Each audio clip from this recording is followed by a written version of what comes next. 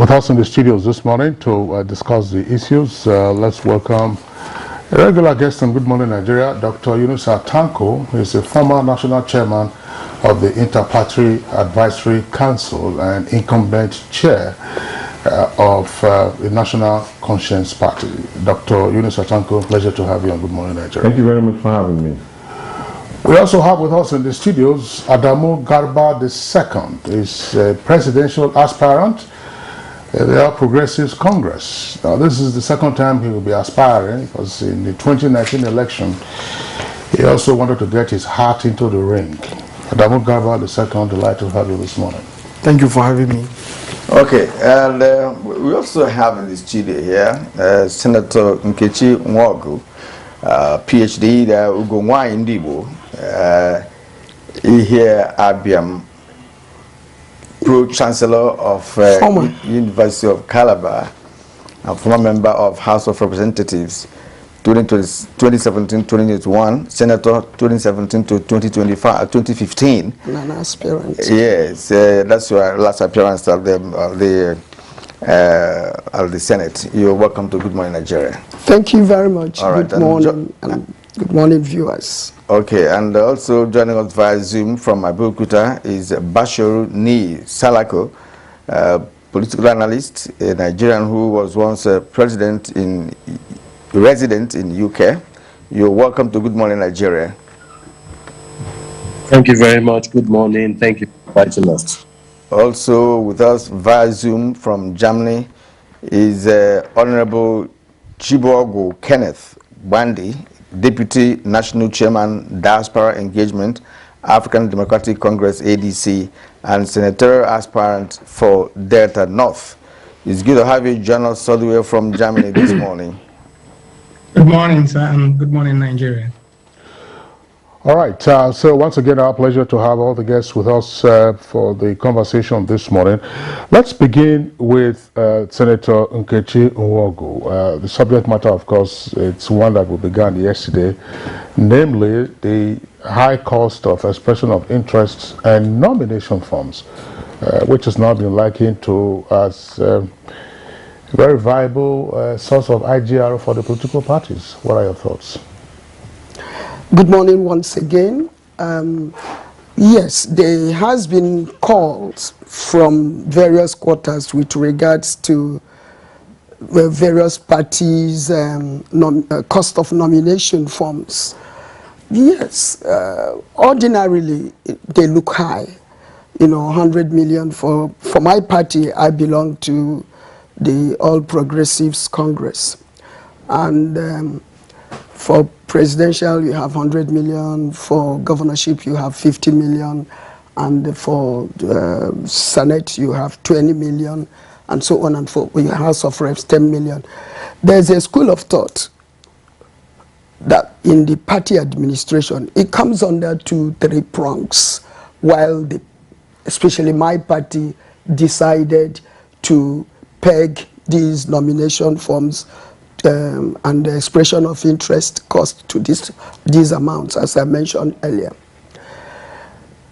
Over the years, it's been discovered that some people might apply political strategy by getting people from an area where a strong contestant is from, and they can pay small amounts of money, especially for the purposes of primaries.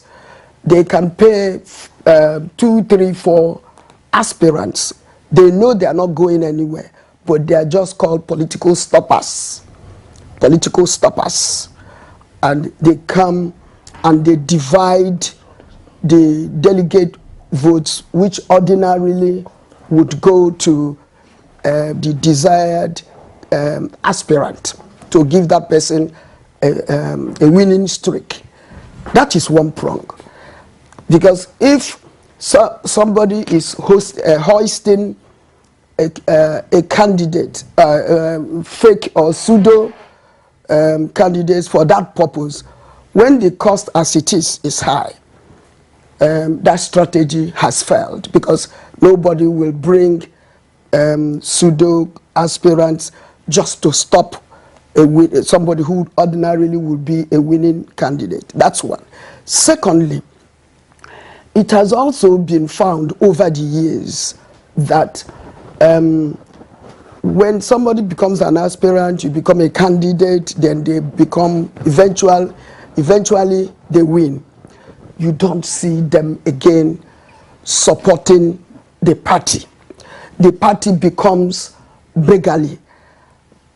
I was once, I started from Deputy National Treasurer of All Nigerian People's Party, ANPP. Then I became Acting National Treasurer. It was a position I held for 3 years. So I know the funding of party administration.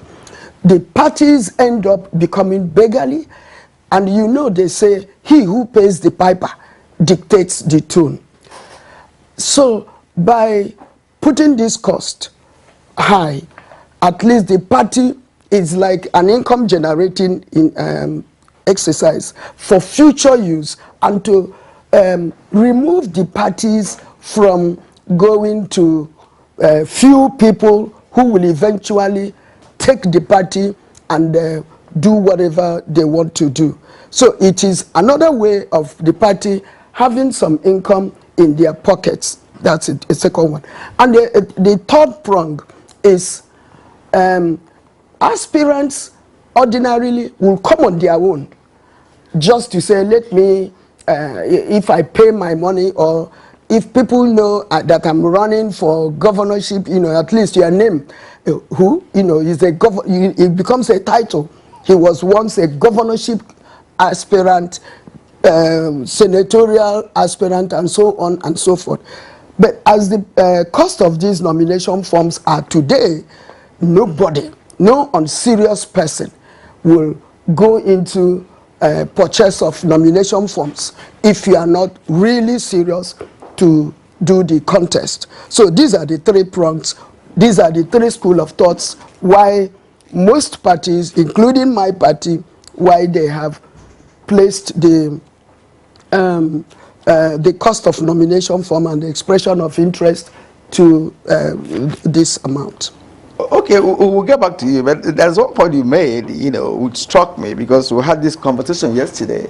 I want to mention the issue of raising funds for the party, and that brings to the fore the idea that Nigerian political parties are not well grounded, you know, in terms of proper management and being well structured, where members don't pay dues, like we find in other climes, right? And they still claim to be members of the party.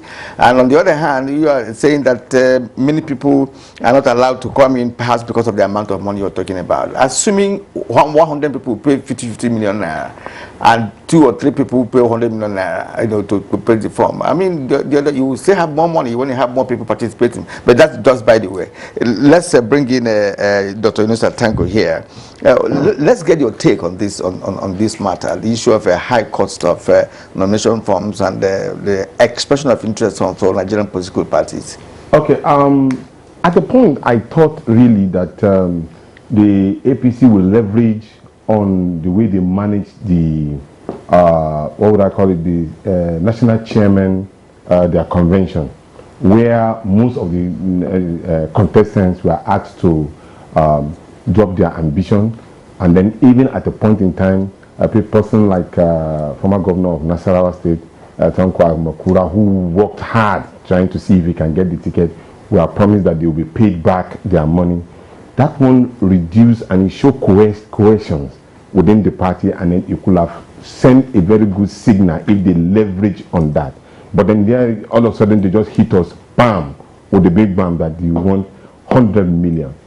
That is like consolidating and accepting that there's a corruption in the system, or exalting corruption. Because what it simply means is that people will now look for money anyhow.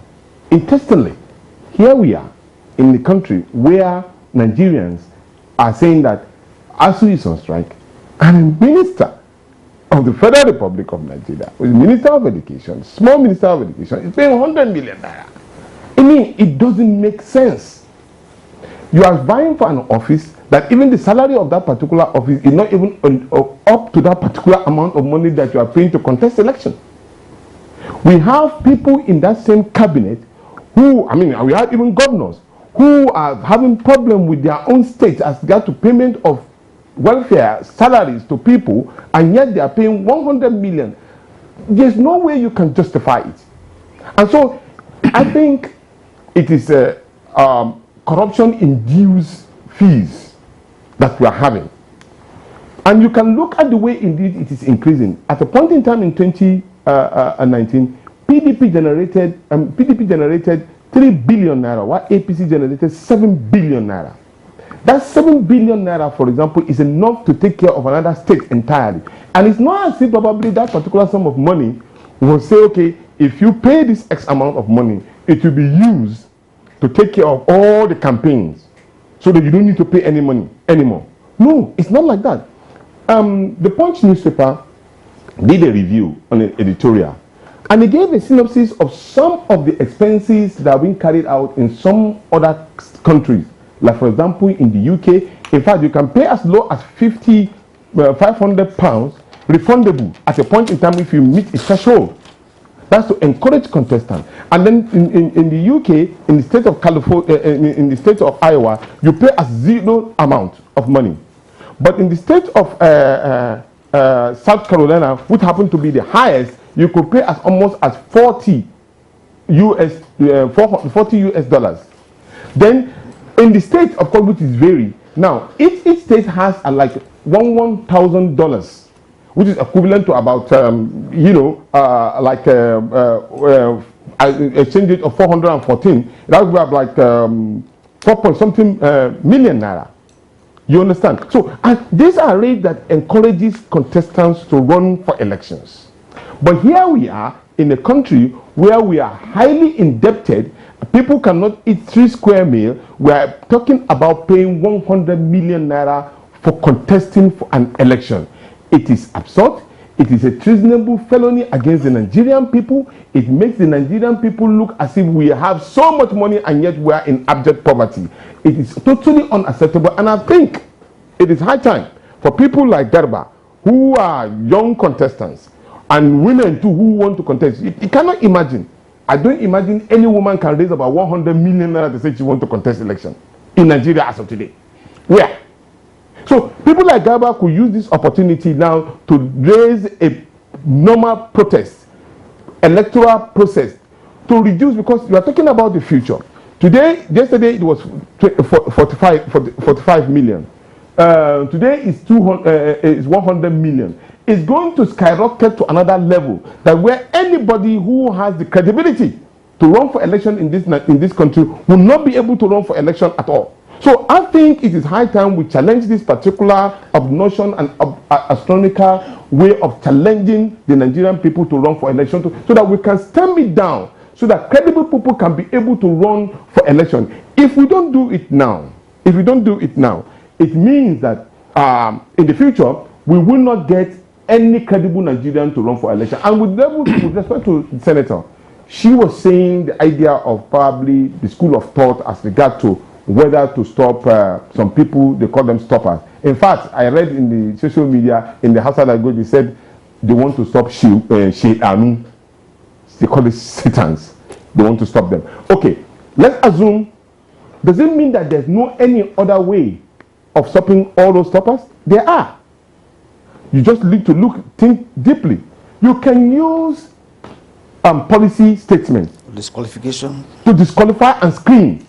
You don't need to have money, and you say, okay, X amount of ABCD, the APC need, for example, or PDP needs you to give us a template. How can you deal with unemployment? How can you deal with education issue? How can you deal with the pandemic issue of electricity? When you have that particular threshold, if you cannot meet it, you are disqualified. And yet, you can take care of these particular stoppers or whatever.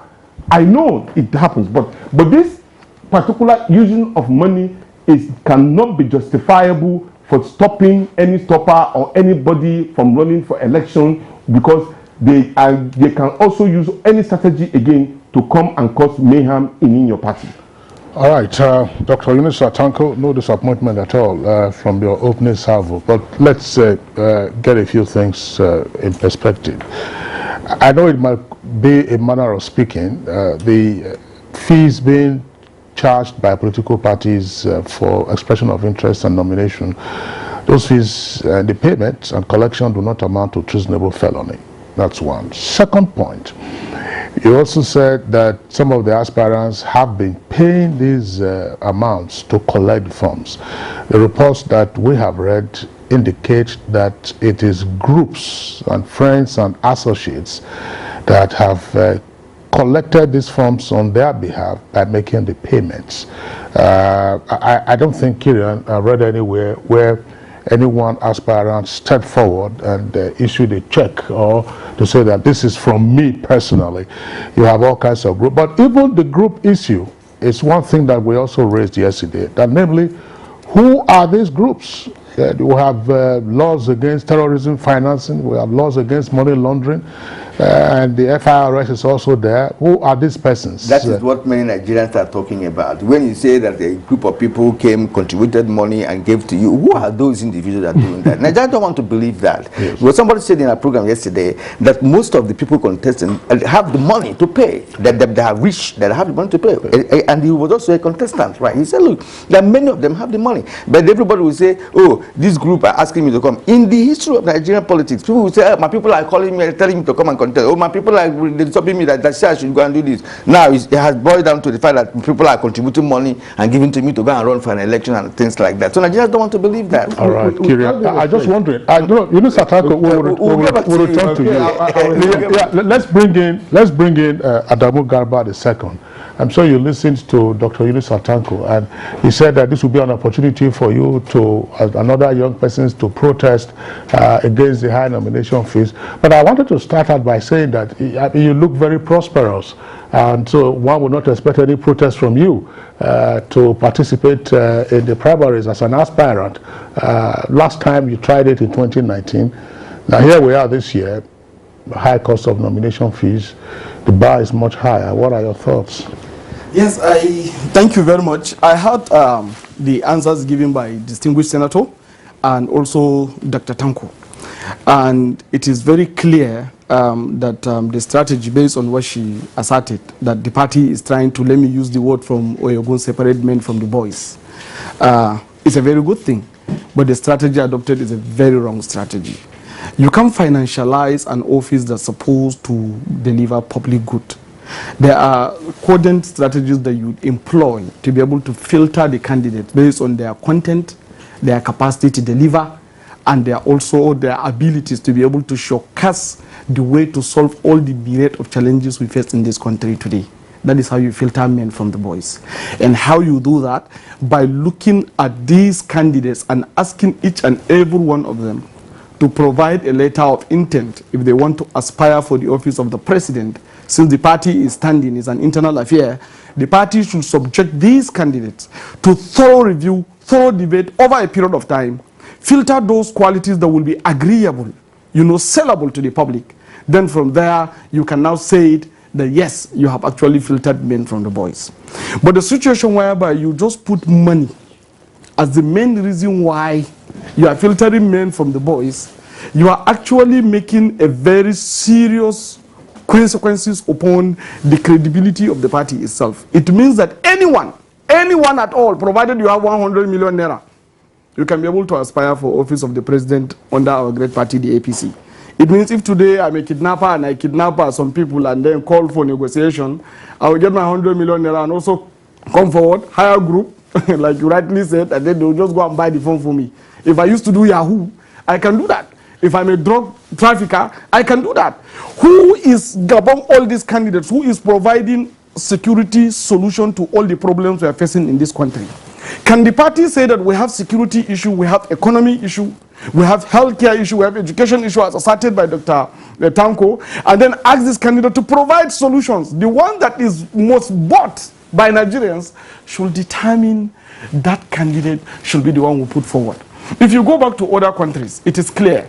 Like he rightly said, when you look at the Punch editorial, Premium Times editorial, and so many editorial, it was published in so many states, but especially in the country where we inherit our democracy from, in the United States of America. The standard they use to benchmark the cost for purchasing this kind of forms is actually based on the per capita GDP.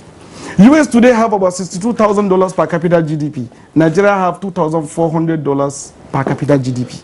So if you go to based on that standard, they try to break it based on their minimum wage and make sure that each person that is aspiring for any public office can be able to acquire a firm by saving only a month's salary. That is why the average price for members of state assembly in the US is like $780. The average price for the cost of becoming a governor in the United States today is $3,400. The average price for aspiring to be the president in the US is $5,000. Now, if you go back to France, where we just finished our election now, where they finished the election recently, the average qualification for a candidate, in addition to belonging to one order and one association and one group of people, is to have a minimum annual income of 100,000 euro, per annum. That's what they do. So because based on this and based on your connections and the network over, you can be able to do that. In fact, in some states in the US, like Iowa, you need like $40,000 simply because of their local tax requirement.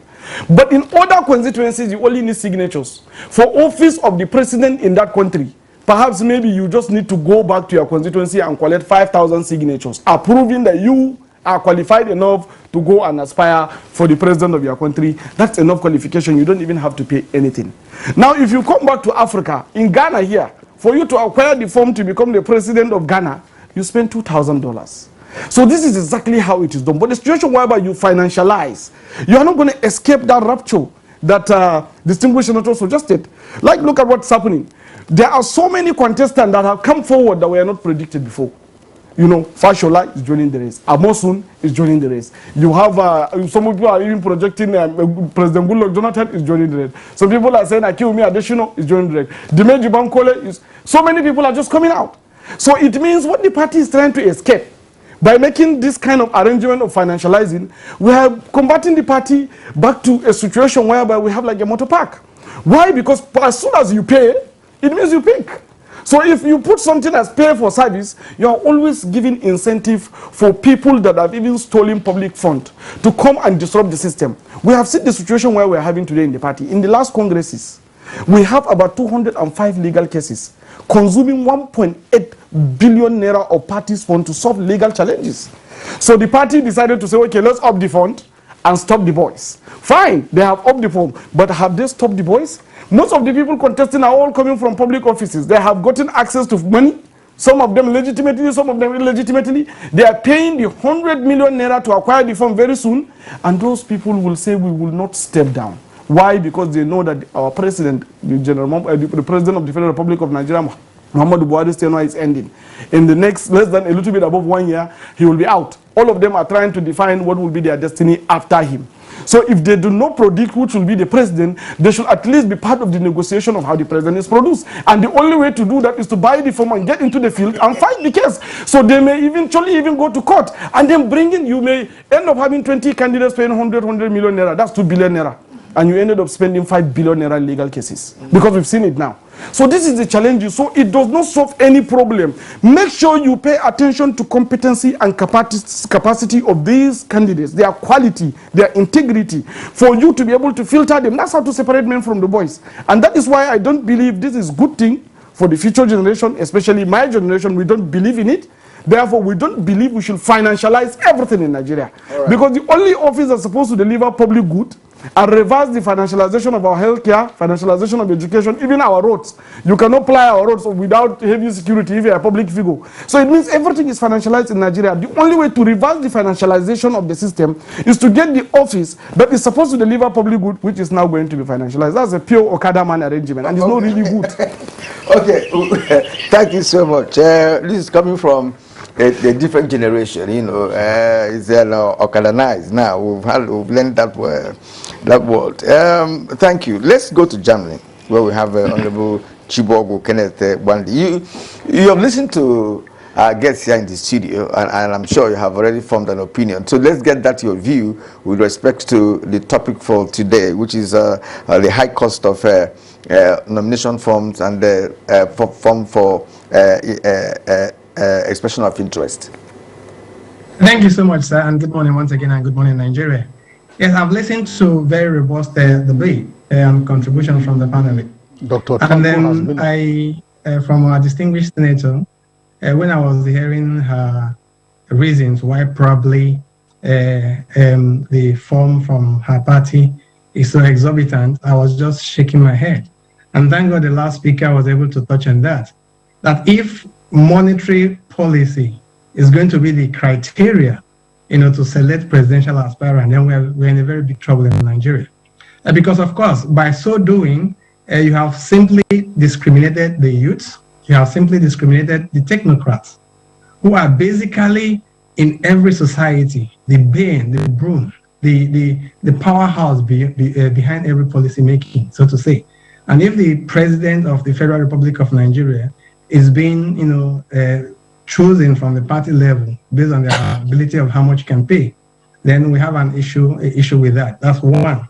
But secondly, we think it's morally, politically, and even economically wrong. That in a country where we're having the ASU, the university teachers on strike, where we're having a cost of living very, very high, rocketing every day, that we could be talking about 100 million for a political form. I mean, that is basically something that one has to, cry about. But having said all that, the important thing also is that if, like the last panelist or the last speaker said, if we have a political party or two political parties, as the case may be, generating over between 3 and 7 billion naira for their nomination or for their political nomination forms, you can realize why we're having a lot of instability both in the parties and also in Nigeria.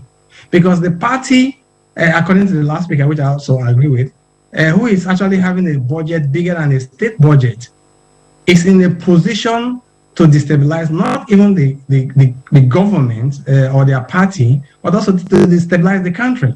If they have so much money within their party, then it becomes that the party and not the individual, actually who is the person controlling the party. And that is why we have good intended people. People you think that when they come into an office, they are definitely going to do miracles or do wonders. And you wonder that when they get into the office, they become very, very ineffective. And one wonders what is the reason. And we can see exactly one of the reasons now. That if a party becomes so much, if it becomes so rich, financially, empowered, that they are even bigger than a certain state, so to say, in Nigeria. And of course, that they basically control the policies and control the system in their political parties. And even when they are elected into a certain position like the governorship or the president, that the party, becomes stronger than the individual themselves to be able to do what they set out to do. So I think it's a very, very wrong precedent, a very, very wrong. Whatever they want to justify, whether it's a strategy to discriminating the boys from those people who are not serious. Why can't we even think about using criteria as the ability to perform? Why can't we use the ability of your report card, your pedigree, what you have done in the civil service, what you have done in your company, what you have done in any of the profession as a criteria to select who is going to run for the presidency rather than using money. But it's very, very clear that if we want quality people, if we want credible people in Nigeria to come to aspire for the office of the President of the Republic of Nigeria, I don't know how many technocrats, I don't know how many students that will afford 100 million for a political form. So it's very obvious that by setting up that misplaced strategy, that will definitely taking away the technocrats, taking away credible youth, taking away people who innovators, global leaders who have probably the ability to contribute to the country, but they lack the financial resources. And so I think there must be, and there should be every other means of addressing that. I don't know if it's possible. I think we have to come with a legislation that actually limit the amount the political parties are allowed to charge if we are going to have a headway in that country in terms of a credible selection of candidates. All right. Thank you very much, Honorable Chibuogu. We'll return to you later in the course of the conversation. Now, let's go back to Abeokuta, where we earlier introduced Basharun Niye Salako. He's been our guest previously on Good Morning Nigeria. He's with us again via Zoom this morning. He was once resident in the UK. I'm sure you've listened to the other guest, Basharun. Let's have your take on this and perhaps shoot off with a comparative analysis. Thank you very much, and good morning, Nigerians. I've listened to what the previous panelists have said, and I'm going to take a different view here. Um, not agreeing that the prices are reasonable. They are scandalous. There's no doubt about it. But I think what we have to do here is to understand that party administration is very expensive.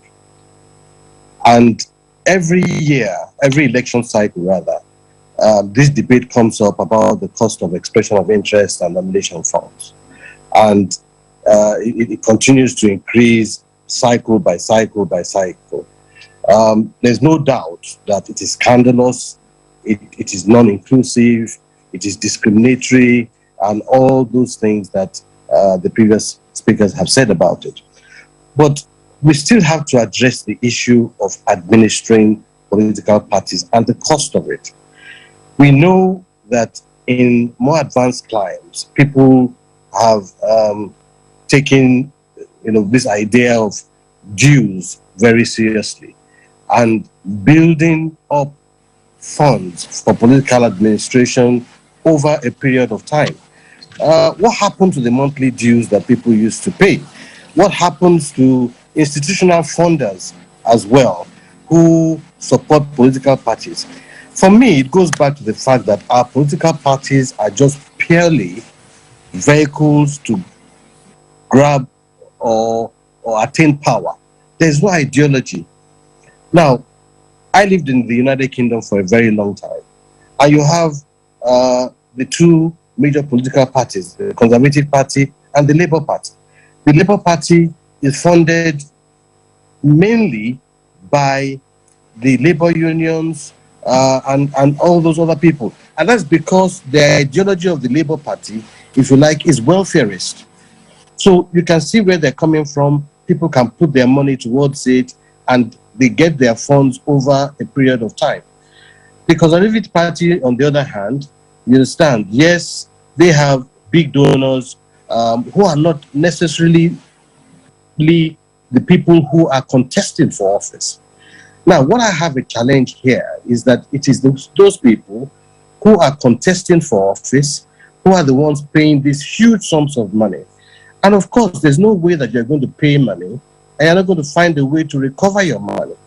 Forget all these groups and all these things that people talk about. They're all proxies. You understand? Which group is good? You hear people saying youths have gathered money together to pay their funds for them. Which youths? Where are the youths getting the money from? All these things are proxies, and I think we shouldn't deceive ourselves. I should just go back to what the distinguished senator said about weeding. How has this 100 million weeded the number of people who are participating? The number of people, rather than decreasing, is increasing every day. Every day you're hiring more and more people joining that race. I don't think that you can say that the numbers is a reflection of seriousness. I think it's even more a reflection of unseriousness by the political parties themselves. So I agree with some of the speakers here who said, surely there must be other ways in which you will read the wheat from the chaff. You understand? I think that the fact that we've got changes in the electoral law that has brought this process forward is making it more obvious and is giving us plenty of time to debate. Democracy will continue to be debated and deepened. And I think it's time for us again to go back and look at some of our laws and look at how party funding as a whole, because the excuse is always, oh yes, we have to generate funds for elections, we have to generate funds to run the party and all that. But there must be ways in which we can do this that is less encouraging of corruption, that is less, it's just scandalous. Words cannot say it. 100 million naira for expression of interest, from which in a few days' time you will find that a lot of people here will now say, you put it, you put it.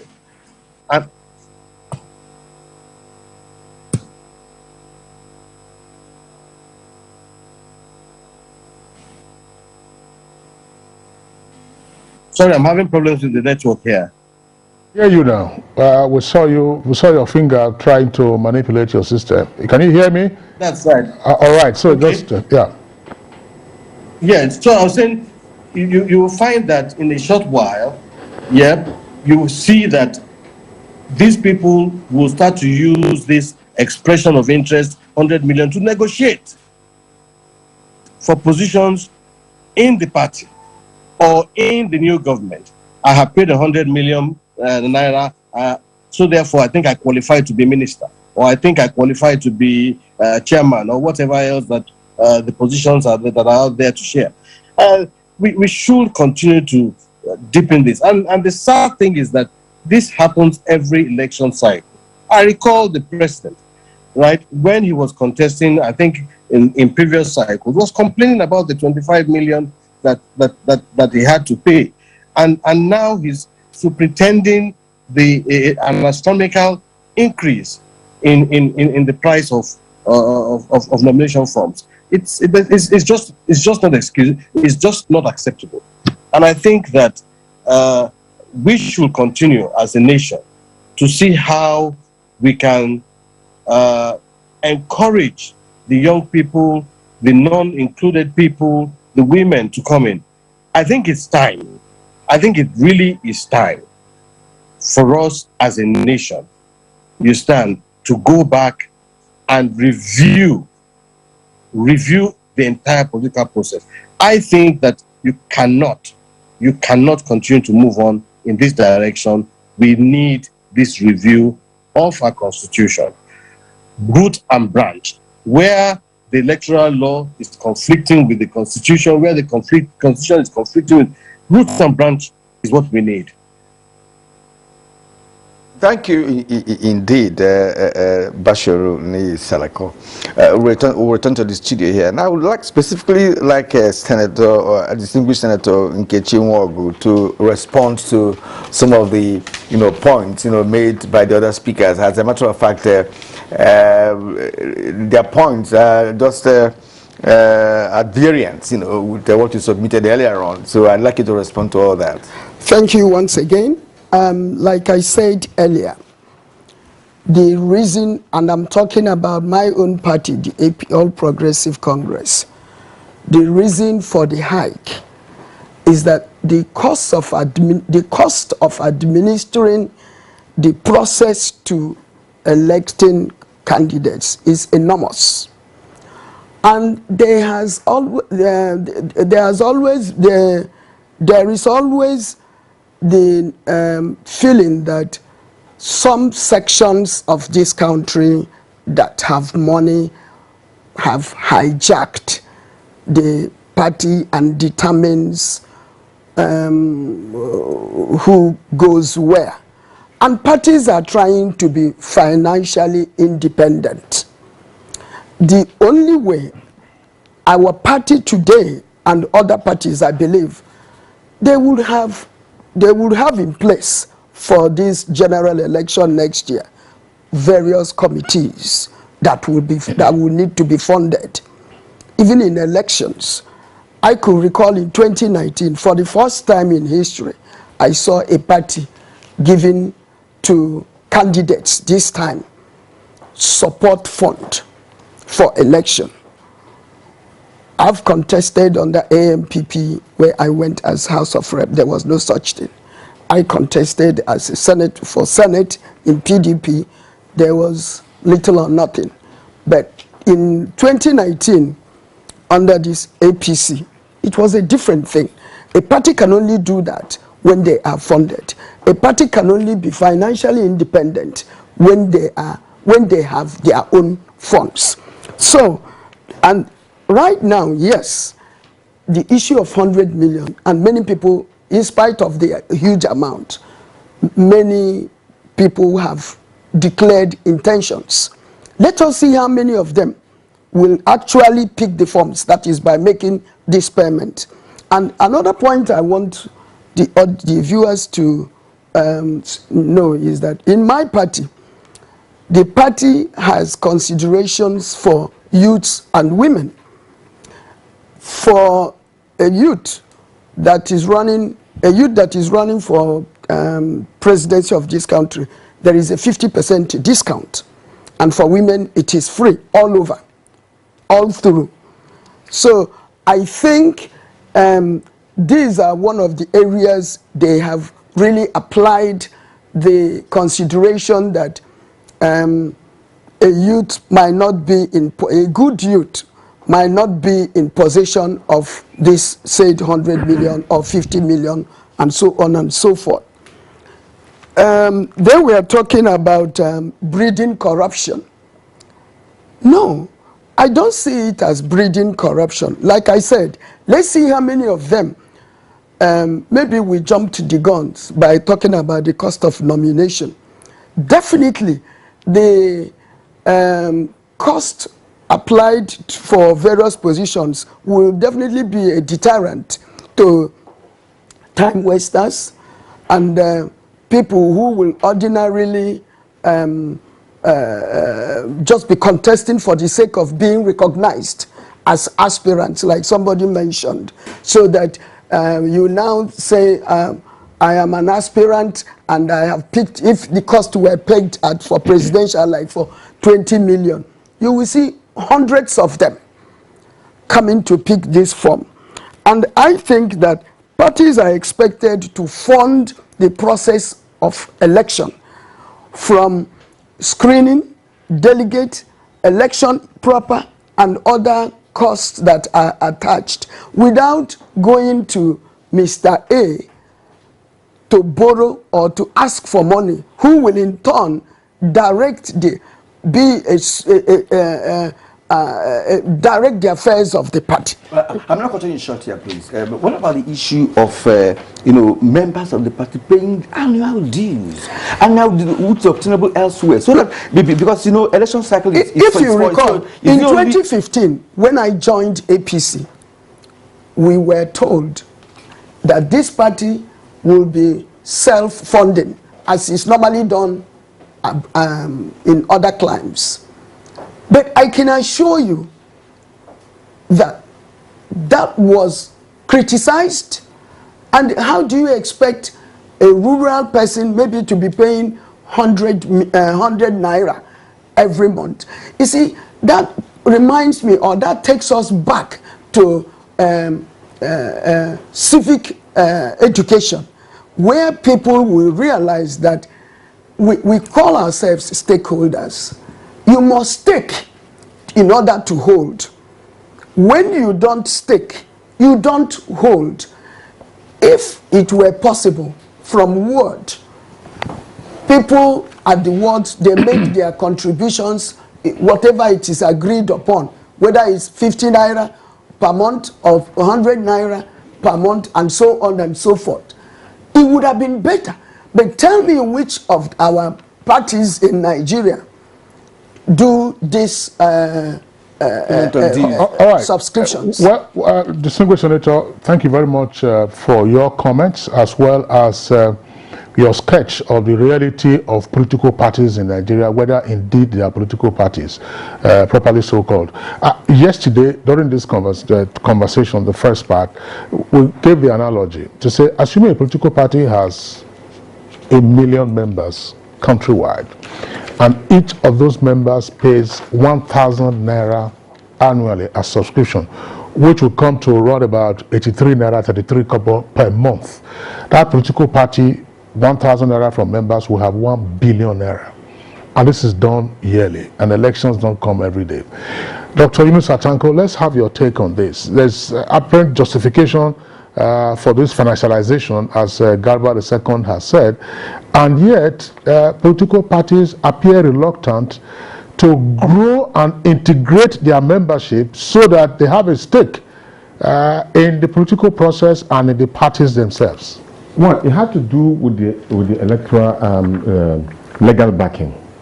Two, as regard to the issue of members paying dues, I agree with Senator. Majority of members don't pay dues, and this is simple because they see their members in the Senate, House of Reps, and executive cutting away millions of nairas, and then here they are again seeing people coughing out under any disguise, saying that group, somebody paid for me so X amount of money, paying a humongous sum of money. So they are thinking, where did these people get this particular money from? So why would I now go and pay my meager 1,000 naira for people who would not be able to justify what I'm using that particular money for? So that is the reason why. And that is the reason why when I said treasonable felony, I'm ready to justify it, because it's a war against the state. Because a felony is an against the state when you put a situation in the state that put it in a tremendous danger, because our democracy is in danger and our country is in danger. And then maybe that's the reason why NDLE is asking for people to now start presenting themselves for check of drug check or whatever it is that they are asking everybody to do, because it doesn't really make sense. And let's even examine this. APC said they had 40 million members. The other day I heard them saying that they brought trucks of membership, because in the new Electoral Act, it says clearly that you must submit a month before your convention the list of your members. And so when you times that amount of number of people with just 1,000 naira, it's enough for the party to be self-sufficient. So that means there's no justification, there's no truth in some of the claims that some of these political parties. So we need to enforce going forward. We need to enforce, use our legal apparatus to institutionalize membership dues and to ensure that anybody that wants to run for elections, he is not being monitored. Because the thing is this: by the time you take this same amount of money or group announcing you, at the back of it, it is the same group that you will give contract of roads that will lead from here to Meduguri too. And then by the time you do, the road will not even lead from here to Abaji or from here to Gwari, because they will take their money back. This is how it is done. We know, we've been in the system, so we know how these things run. So there's no justification at all whatsoever. If we want to be truthful to ourselves, we need to look within the same system and find another means of, dividing the boys from the men. But there are men, there are boys also in men.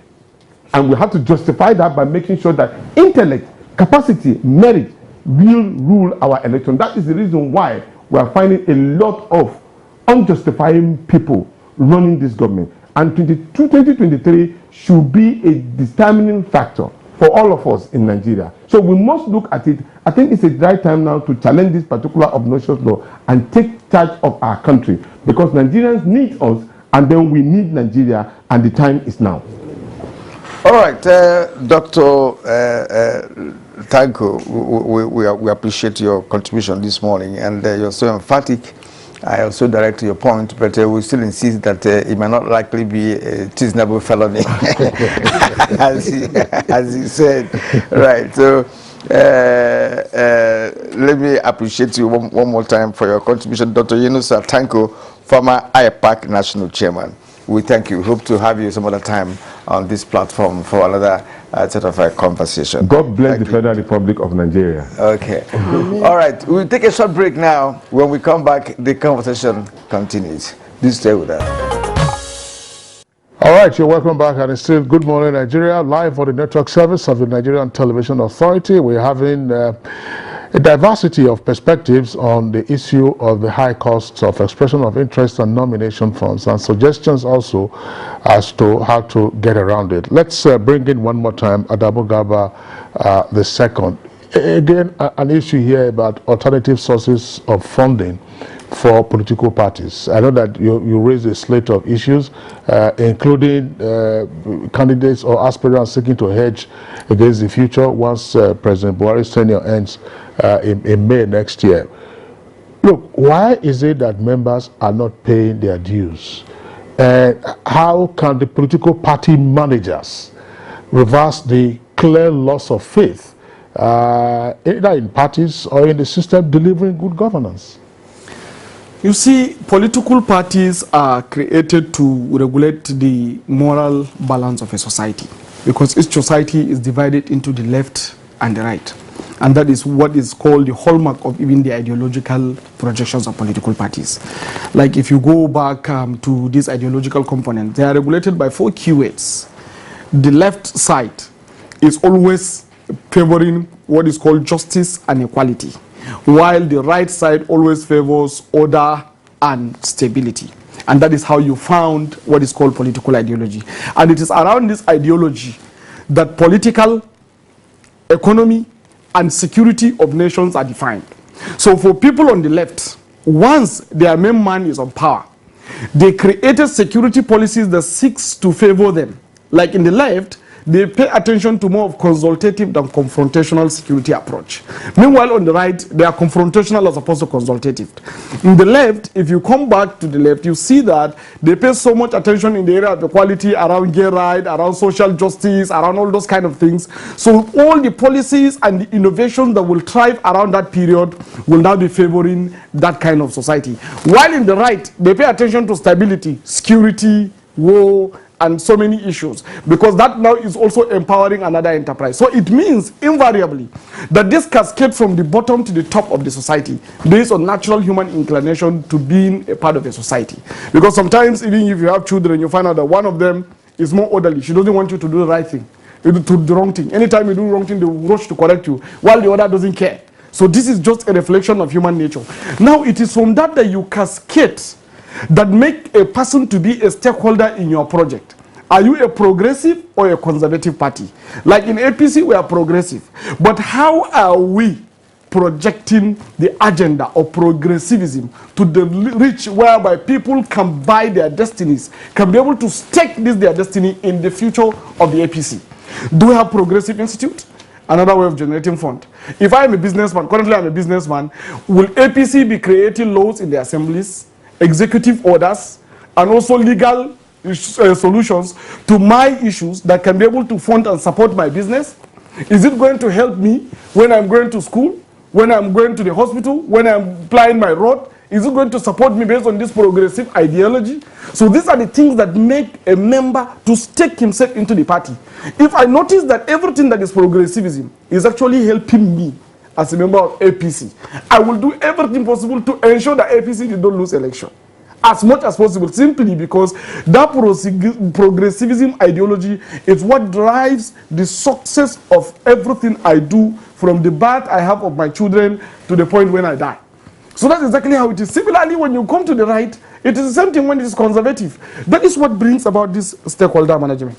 So party administration must understand that they need to create avenues to be able to market this standing point so that people can believe that they are actually advancing the cause of the society. But the situation whereby you have like almost 70% of the members of the APC currently are coming from the conservative PDP and they are calling themselves progressive, it means, as Ni Salako said earlier, that it's just a vehicle for people to grab political power.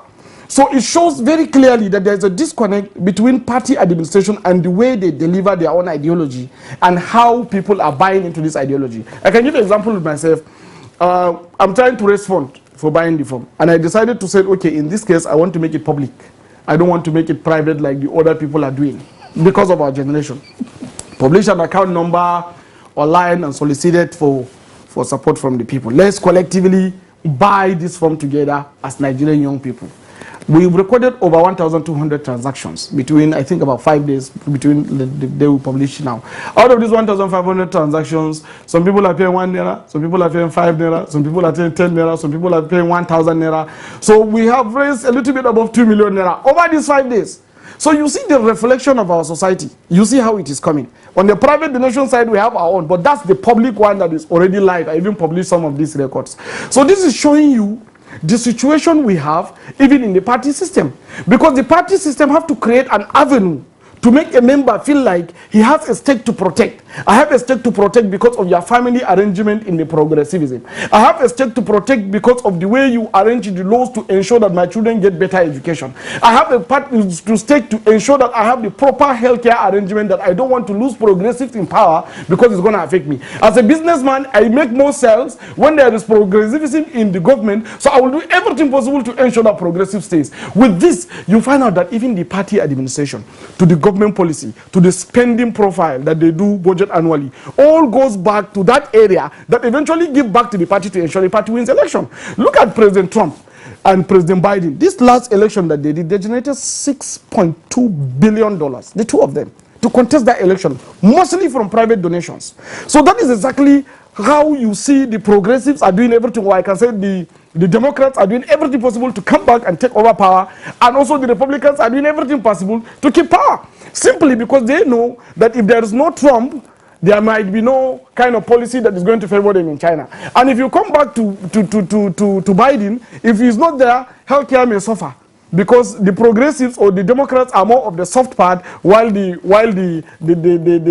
Republicans are more of the hard part. So this is the way you need to look at it. So until we are able to define this thing between black and white, you know, red, between black and white or red and blue, we'll always be having problems. So it's from the political party that we have the problem. I thank you. Kinsley, I think from this analogy, it does appear that we are non-starters when it comes to political party formation and administration. That is in the Fourth Republic. Republic, exactly. Yes. You know, because all things being equal, there's no way a party can run successfully without members paying dues. And if you have to rely on election cycles to be able to raise funds, to nomination forms, for many it is abnormal. A non-starter. Kyria, that's an issue that I would like to raise immediately, relating to being financial members paying their dues. If a party member has not paid his or her dues, that party member is not regarded as a financial member. So how will the delegates come about if the party members have not been paying their dues? Or rather, you can even say, look, if you don't pay your dues, you're not a delegate. You cannot be a delegate. You cannot even vote to elect a delegate. So, but why do parties appear to? By the way, this is not APC. Well, yesterday we had PDP, and PDP also has its own issues in terms of the numbers that it has raised. So, if you are not a financial member, how can you then vote to elect a delegate and a delegate to elect a candidate? That's the point. Distinguished Senator. No, I agree with you completely. The issue of members not making any form of payment. I could recall in those days under SDP and NRC, they used to have a card, membership card, where a ward member during ward meeting, they will go with their membership cards and you make your payment and it is inscribed, you know, as if you're paying tithe or doing isusu, you know, the daily contribution thing. I believe that this is what all the parties, especially the two mega parties, in fact, every party, you know, should get involved in. Because if we can get our members, like I said earlier, to begin to, or let there be in our manifesto, in our constitution rather, that if you are not staking, if you are not paying your monthly dues or annual dues, it can be paid quarterly, can be paid monthly, can be paid once in a bulk annually. Recall that no, if you are not paying, what happens? If you are not paying, that does not make you, that disqualifies you from being a stakeholder of that party. Okay, Senator, please, we will stop you there because of time. We would like to bring in our guests who are reaching us via Zoom. First, let's go to Germany once more. Chibok Kenneth Bandi, let's get your view with respect to party management and the issue of party members not subscribing to the party, or rather not being financial members of the party. Thank you, sir. I think both the last speaker actually touched at the heart of the matter. Let me start with the senator, and she was right when she said during the NRC and the SDP, there was very clear ideological view, even though it was at the teaching stage, it was at the trying stage, but you could discover that we have a two-party that have a different ideology. Today, you ask yourself, I don't want to call party names, but it is very, very difficult to differentiate between APC and PDP. What is the ideology? Are they market-oriented? Are they reform-oriented? Are they youth-oriented? And so what we are lacking presently in the system is that our political parties, they lack ideology. Very, very clear. So once you do not have any orientation, then it's very difficult also to find people who are probably not convinced that any of the two parties are actually, something to go by. That's one. But secondly, going back to what we actually said before, that if a party can muster between 3 and 7 billion through the sales of the form, and you discover that they do not actually care about whether they have membership or not, because they have all the money available, to run the party. So the idea of cultivating their members, trying to make their members to become stakeholders, does not longer exist. So what you have is godfatherism. That's actually what's happening, where basically at every election cycle they divide money, they call so-called rallies, and the people come together and then they call them members. The truth of the matter is that most political parties, they do not have membership. They have membership on paper, because what they do is that during congresses or during state meeting, they can afford to pay for the number of the so-called delegates, or to pay for members, and they say these are our members we have, because they have the money to pay for that. So because of that, they don't really care whether the members are really carried along or not. In my consultation in the past few weeks in Nigeria, Nigerians are actually they are fed up with the system. It's irrespective of which political party. So they are not interested in getting involved in the political party, because they fear that the party is not taking them into consideration. So as long as we have a party that are richer than the state or the country itself, they do not really care what the ordinary Nigerian think about them. They do not think whether they have an ideology or not. All they know is that they have enough money power to call conventions, pay for delegates, and assume that these delegates are all paying members. So I think we are going to go back to the drawing board, where the political parties should begin to define what is their position. Are they youth-oriented? Of course, if they are youth-oriented, one will expect that a lot of youths, I mean, if we can raise how many million for the big brothers during voting, it means that if we have a political party that actually address the concerns of the youth, they will expect to get the youth membership. If we have a political party that actually interested in investment, and that their core ideology is centered around investment, then they have, of course, a lot of business people, a lot of investors, both locally and foreign and international, that want to identify with them, because they see a common denominator. So again, the ideology of party makes a lot of difference. All right, Honorable Chibuogu Kenneth Gbandi, thank you very much for your comments. Let's quickly go over to Abeokuta again. Basharun Niyi Salako, where we're at the tail piece of this program, so we'll get your closing thoughts on this. How can we get political parties to better run themselves, let's say, to raise funds? Because the view out there is, apart from these funds that the political parties will collect ahead of the primaries, state resources are used to fund political parties wherever they are in office. And that's why it is also said that governors are leaders of the party, and sometimes the party secretariat effectively is in government house with the chairman of the party at the state level taking out a seat every time to see His Excellency. Well, thank you very much. I think for me, particularly for the party that is the ruling party, the question that I ask myself is that what of those people who are already in office at the moment, what role are they playing? What are they contributing to the parties themselves?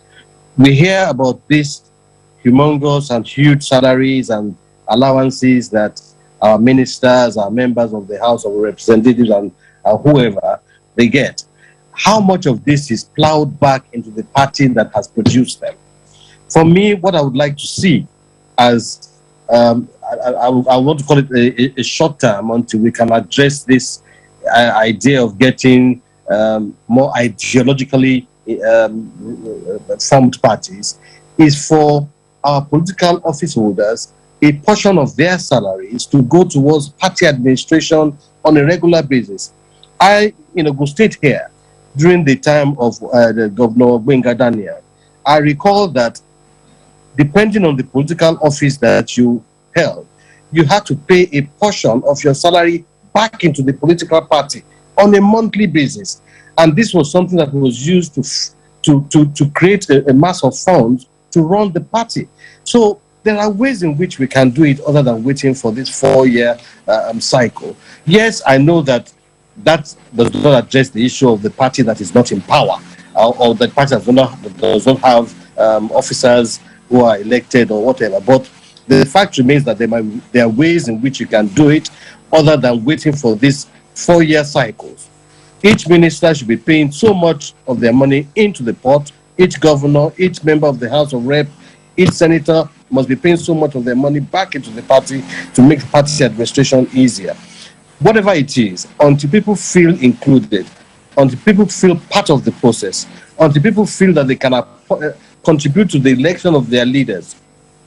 Forget their ideology for a minute and think about how Basharu Ni Salako, we'd like to thank you indeed, for your contribution this morning. Thank you indeed, Basharu Ni Salako, a political analyst, the Nigerian who was once president in the UK. I would like to appreciate you once more for being part of our discussion this morning.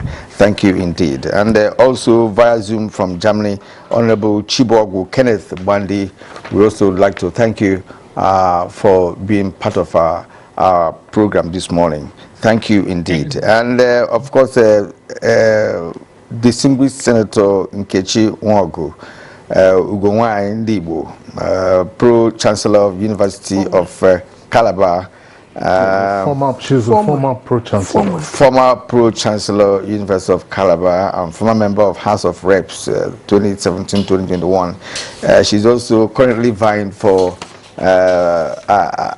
senatorial Abia Central Senatorial District under the APC. That's currently. Also, thank you for your time and your contribution.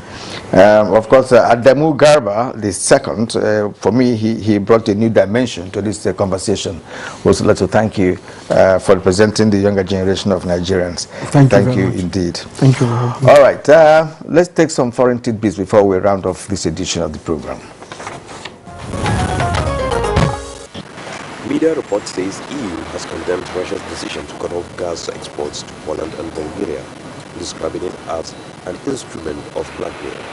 European Commission President Ursula von der Leyen said the move showed Russia's unreliability as a supplier, but the Kremlin said Russia had been forced into the action by the unfriendly steps of the Western nations. Europe depends on Russia for more than a third of its gas. While many European countries have taken steps to rid themselves of Russian oil imports since it invaded Ukraine, Russia, however, has continued to supply a large amount of gas to many European countries. Meanwhile, Russia announced that Ukraine's allies have stepped up the supply of weapons, with the US vowing to make sure Ukraine defeats Russia. Russian President Vladimir Putin has warned that any country trying to intervene in the Ukraine war will face a lightning-fast response, pointing out that Russia has all the tools to respond.